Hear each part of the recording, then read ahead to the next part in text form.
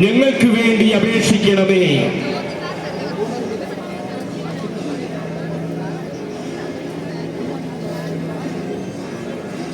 കപ്പൽ പ്രദക്ഷിണ വഴിയുടെ ഇരുവശങ്ങളിലുമുള്ള വിശ്വാസികൾ ദയവായി വോളണ്ടിയർമാരുടെ നിർദ്ദേശങ്ങൾ ശ്രദ്ധിക്കുകയും അനുസരിക്കുകയും ചെയ്യണമെന്ന് ഓർമ്മിപ്പിക്കുന്നു.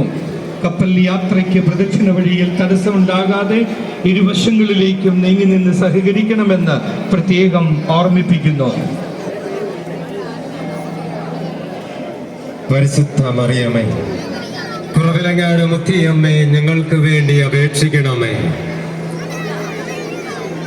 മുത്തിയമ്മയുടെ, കുറവിലങ്ങാട് മുത്തിയമ്മയുടെ നിർദ്ദേശാനുസരണം പണി കഴിപ്പിച്ച ദേവാലയത്തിൽ നിന്നും മുത്തിയമ്മയുടെ മക്കളുടെ കടപ്പൂർ കരക്കാരുടെ കരുത്തുറ്റ കരങ്ങളിലേറിയതാ മുത്തിയമ്മ പാദം പതിപ്പിച്ച മണ്ണിലൂടെ കപ്പൽ സഞ്ചരിക്കുവാൻ തുടങ്ങിയിരിക്കുകയാണ്. ചെറിയ പള്ളിക്ക് അഭിമുഖമായാണ് ഇപ്പോൾ കപ്പലിന്റെ സഞ്ചാരം. അമിത്തായിയുടെ പുത്രൻ യോനായിക്ക് കർത്താവിന്റെ അരുളപ്പാടുണ്ടായി.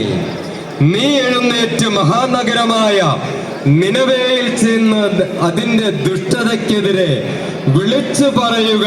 എന്നാൽ യോനാൻ പ്രവാചകൻ നിനവേയിലേക്ക് പോകുന്നതിന് പകരം പുറപ്പെടുവാൻ തയ്യാറായി നിന്ന താർശീഷിലേക്കുള്ള കപ്പലിലേക്ക് ചാടിക്കയറി ദൈവത്തിന്റെ അരുളപ്പാടിനെ ധിക്കരിച്ചുകൊണ്ട് താർശീഷിലേക്ക് യാത്ര ചെയ്തപ്പോഴുള്ള കപ്പലിന്റെ അവസ്ഥ ഇതാ.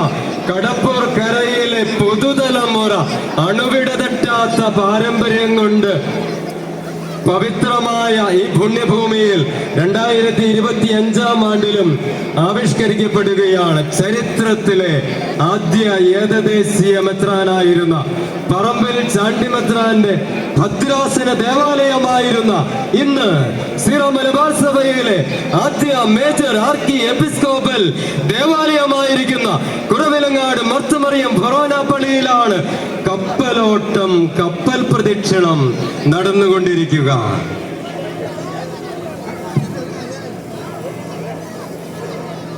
ചരിത്രവും പാരമ്പര്യവും ഐതിഹ്യവും സമ്പന്നമാക്കുന്ന കുറവലങ്ങാട്